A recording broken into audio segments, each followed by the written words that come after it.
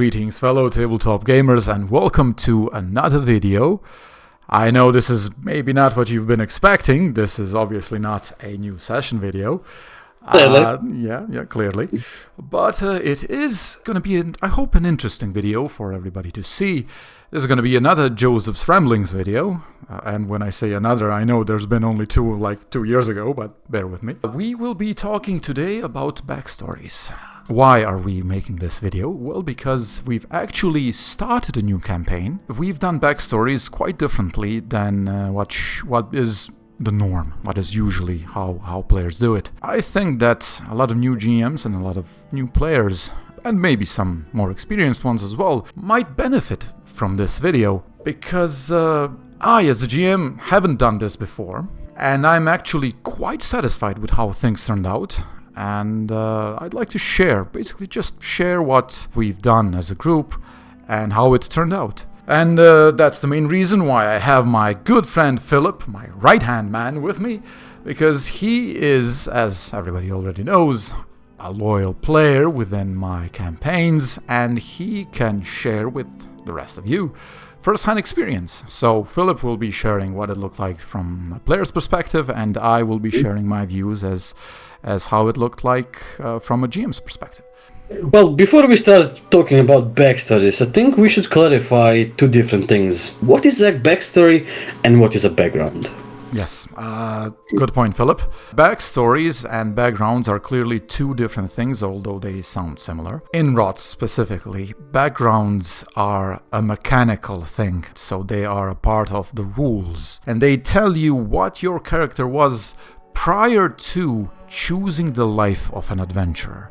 Why are they mechanics within the game? Because they determine skill proficiencies, it determines your, possibly the traits of your character. Basically, personality of a character is determined, exactly. Your equipment, and your social impact, let's say it like that. Yes, and most importantly, your quirk. Whereas backstories are stories, personalized stories that players invent for their characters. So a good backstory will make sense for the chosen background, right? So for instance, if a chosen background for your character is, let's say... Let's start with my example. Let's go with the soldier background. Okay, your character chose the soldier... Well, technically he didn't choose it, right? Hypothetically speaking, let's say if you're making a new character and you choose the soldier background. So your backstory would kind of have to reflect that in a way.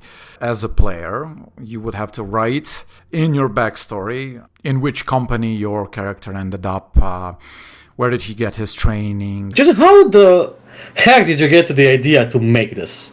What happened? Well, as you know, Philip, I've been a GM now for, let's go with more than 15 years. You old fart. And I just kind of, I've been doing the same thing regarding backstories and backgrounds, for a long time. I wanted, for these characters, right, for this campaign specifically, I wanted a long campaign, as I've told you. So a campaign that's going to span for, I hope, unless you all get killed, for let's say 20-25 in-game years. When I decided to do that, I was thinking, this might be a great opportunity to actually try something new. If we're gonna have a long campaign, we might as well do something different for their origins. We might as well spend a bit more time for the creation of backstories than what you would normally do. So just before we go into how exactly we did this, let's go into, just briefly, how backstories are usually done. Usually, from my personal experience, you have a session 0 where players come together with the GM. They briefly talk about the campaign that they will have. They set some ground rules. You create your characters. During the creation of the characters, the players create backstories. They say, right, I'd like my character to come from this place, to be experienced in these things, to have experienced this thing, right? And the GM goes back and forth with the player, right? So that this is okay. We have to adjust this a little bit, for the setting or whatever. And that's pretty much it within that first session 0, where you're not actually playing per se. you create your characters. The players create the characters, the GM explains what awaits them, and that's pretty much it. So that's basically from my experience, and I think, Philip, from yours as well. How we did it this time is a bit different. I have the unique benefit of having players that have been playing with me for a long time, and also players that have experienced my setting from previous campaigns. So when I offered to them two options, basically creating your backstories in the normal way or creating it in a different way, most of my players chose the new way. And what was the new way? Well, the new way was chaos. Right. Literal chaos, yes. So what did we do? We pretty much had 2 session zeros, but instead of having like your standard session zeros, we actually played the game. I know it doesn't sound very exciting or unique, but hear me out. So my players started playing from the age of 7. With basically just having their race. So at this stage, you're born, you're 7 years old, you have no skill competences, you have no background, you have no backstory because you haven't experienced anything. Exactly. Let me tell you right now, like before you consider like doing this, what we did, you have to understand that there is one big drawback to approaching backstories in this manner, and that is, as a GM, you really have to prepare for this, right? So this is not quite, but almost as if preparing for sessions, right? So there is some extra work that you as a GM will have to prepare in advance, and there's just no going around it. I prepared a little story, right? That's how we started. If you remember, Philip, your character's first exposure to magic. You know, the whole ordeal with the mercenaries and the little duel between. I just want to compliment Joseph. He actually took some of our events and things that we are doing in personal lives and actually transported that into the game. Adrian and I started sword fighting, like doing HEMA, historical European martial arts, and this guy right here literally took that and okay, this guy right here literally took that idea and incorporated that for my and Adrian's character. So an event was unfolding before your character's eyes. So what is the unique aspect of this approach to the backstories? I, as a GM, present to you an event, and then you as players and as a group are reacting to it, and everybody has their own unique ways of how they're reacting to this. Everybody has their own input and whatever. And what ends up happening is this now becomes an essential part of your backstories, and everybody's now writing about this within their own backstories. And now your characters are instantly tied together.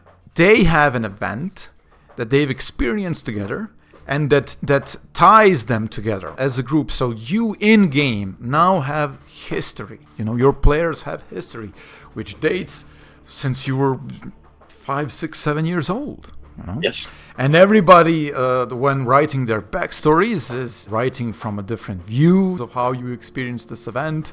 That is this unique different way of approaching backstories, right? You as a GM prepare 1, possibly 2, maybe even 3, or whatever you think is necessary pre-sessions where you have a set of events that are occurring, and your players are basically just, you know, experiencing these events together, and they're writing within their backstories how they experience them, how they perceive them from their point of view.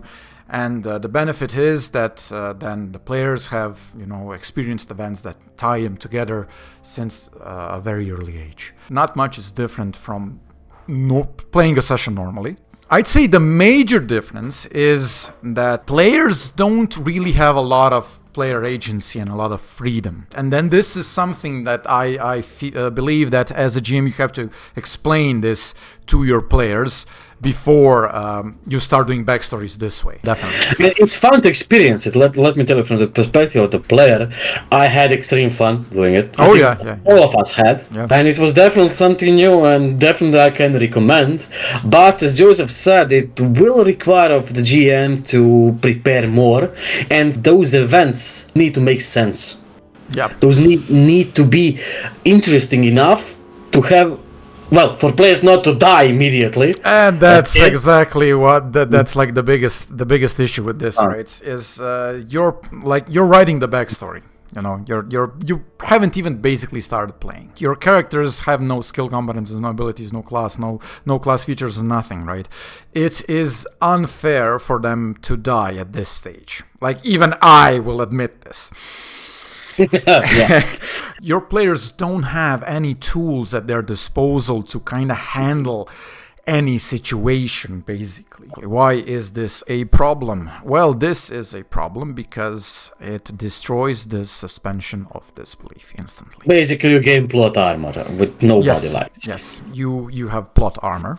Here you are in this extremely dangerous world, in an extremely dangerous event where hostile trained soldiers are attacking your hamlet. By all accounts, all of you should have been killed, especially you, the young children, right? And you survive. And yeah, sure, like it's for you to have survived, it is possible. It's not probable by all means, but it is possible, right? So it can happen. But then you have this situation where the game mechanics tell, no, you should die, right? And then the GM says, no, we're going to do it this way. And everybody now, from the player's perspective, in this moment knows, we're no longer within the world. We are playing a game. The players are not so much actively participating in the unfolding of the story. So I'd say those are the three big negatives. Philip, you got any more? Playing as kids. So in order to properly roleplay, you would need to get into the mindset of a child. Don't know if that's possible for some everybody. people. Yeah, I know. I get you. Like, for example, me and Adrian's character had a sword fight, actually, as children. He borrowed the swords from mercenaries, and our characters as kids actually sparred with those swords. And everybody and us as players know that shit will end badly. We are going to get hurt. Our characters do not know that it's fun for children to do that. So we had to embrace that insanity. Completely agree with you. As a GM, you have to have players that are able to roleplay as children if you are starting your backstories from that early of an age. Definitely, yes. Which is something that not most would be able to do or be comfortable doing. So exactly. So there's that. Yeah, definitely right. So we have four big negatives. Okay, let's go to the positives. And I think this is a huge positive. Everybody's now writing a backstory where everybody's connected from a very early age. You are, as a GM, kind of eliminating a possible problem later on, which is party cohesion.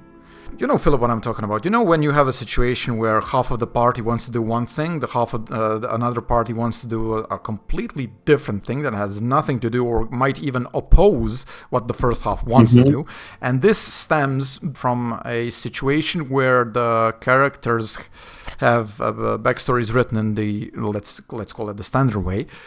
And they have wildly different backstories. They don't know each other from before they essentially decided to become adventurers. Yeah. And their goals are completely different, right? Their motivations and goals are completely different.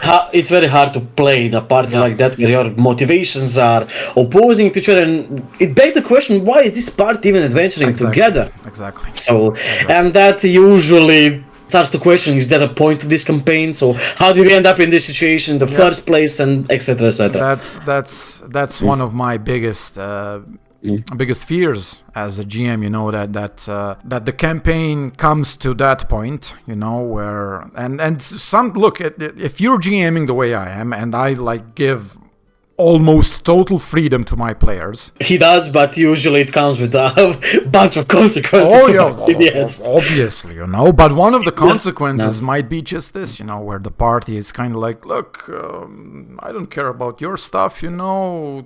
I want to do this, you want to do that, right? And then you, as a GM, now suddenly have an issue like, how are you going to keep this party together? And this is a great positive. You have characters that have backstories interwoven with one another. You know each other from the age of 5, 6, or 7. and you care about each other. You know, you're friends, you're childhood friends, all of you. And it's not like you just wrote this like you would doing the backstories in a standard way. Usually what I as a GM have experienced is players will write that their characters know each other from an early age, and then they'll role play as if they don't know each other at all. This actually happened during our previous campaign in chapter 1 between your character and Muammer's character. His character was much closer to Nano's character and definitely Adrian's than he was to you. And in the backstory it was like, oh no, you know each other from before, you know his family. Oh, we actually referenced some adventures. Very connected backstory, right? But in like when you were role playing, no. That did not feel like it at all. Zero connection. I wouldn't say that this is because you're bad players or something like that. No, it's because you put emphasis on the sessions themselves. And that's the thing that happens with traditionally written backstories. Yeah, your character has a backstory and whatnot. Yeah, it's all true. But you start connecting with your character only when you really start playing him. Yeah, so, when you actually experience the adventures and the situations together, that's when you through his eyes, through the eyes of your character, right? So you'll write a backstory, but it doesn't really play much of an input. Let's be honest here, it doesn't really define your character in a manner that I think as a GM should. Your backstories, from my personal experience, they only start having an impact on the story and on your player if the GM takes some specific part from your backstory and then introduces it in the campaign, right? This way usually tends to avoid those awkward first session where if nobody knows each other and just meeting in a tavern. This is a third big positive. You eliminate any potential awkwardness during the first session. Yeah, and it will make the whole players connect. You can always role play for remembering the certain situations you had, and it brings a meaning to the characters. Your actions will have meaning. Like the other character can be like, "Hey, I remember what you did. This reminded me when we were like 6. You did that and that. Oh, yeah. Like I'd say that's positive number 4. Your characters instantly have a connection, which and can reflect on it, which is not forced, exactly, and which comes natural to all the players. So that's positive number 4. Any other positives, Philip? It was fun. Well, you introduce players to potential maybe companions and to other relations with other NPCs immediately. Exactly. So just how you will have a more natural relationship between your own characters, you will also have a more natural and not forced relationship with your family members, other NPC friends, potentially guild members or whatever. Right? Yeah. Right? Also, I want to add one thing. So we had a completely new player exposed to tabletop RPGs, and she did not know anything about it before. And I think this was an amazing way to introduce her to the role-playing aspect of it. So for players inexperienced with tabletop RPGs, this might be a very nice way to kind of introduce them to generally what tabletop RPGs are, generally what role-playing is, and even to a certain extent to the mechanics of the game. I'd say I, as a GM, definitely prefer this way of creating characters. Mm-hmm. With the caveat of, you gotta have players that are able to roleplay as children. But what happens, and we had this, what happens in a situation where most players want to fully embrace chaos, and then you have a player that actually wants to have, for whatever reason, and they are entitled for this, right? To have a specific class, a specific background, a more specific backstory. What happens then? So how can you, as a GM, reconcile the two? Well, pretty much you take those specific elements, what the player wishes, and you incorporate those in the events that other players are going to be experiencing. And that's it. I don't think there is a better way than this. Why? Because, again, you have players experiencing the same things. It's not like you have 4 players that are now experiencing this, and then you have this one player that has his written backstory, and he's on the sides, and he has his thing, and the other 4 have their thing. No, you don't do that. You're then separating the players from the beginning, and then you did a disservice to that player that wanted these specific things, and you did a disservice to party cohesion and party motivation in the long run. Because this player will always feel kind of like an outsider, like he kind of doesn't belong. So no, personally I think that the best thing is you incorporate his specific things from the backstory, you incorporate it in the general events that are happening, so it kind of makes sense, and then everybody's once again experiencing all the things together. We'll go to personal experiences now. My personal experience as a GM, I enjoyed it. It was hilarious. It was extremely fun. Philip, from the point of view of a player, I would say mostly what I had the most fun was bringing our characters together in such a unique way, living our backstories and making those choices together to gain that party cohesion. That's what I think was the best out of everything. I know from this moment forward we can always reflect on that. Our characters will and want to help each other in certain situations, even though it may cross our motivations to do that, because we are childhood friends. Like, okay, I do not agree, but I will stand by your side. Okay, so we'll wrap this up. To conclude, is there something inherently wrong with the way that backstories are done traditionally? No. That's fine. Is the way that we did our backstories for this upcoming campaign better? No.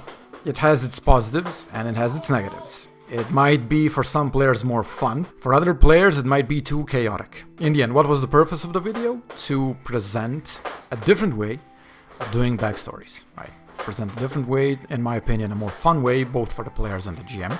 And yeah, I'd say that's about it. I hope everybody enjoyed this video. Godspeed, adventurers.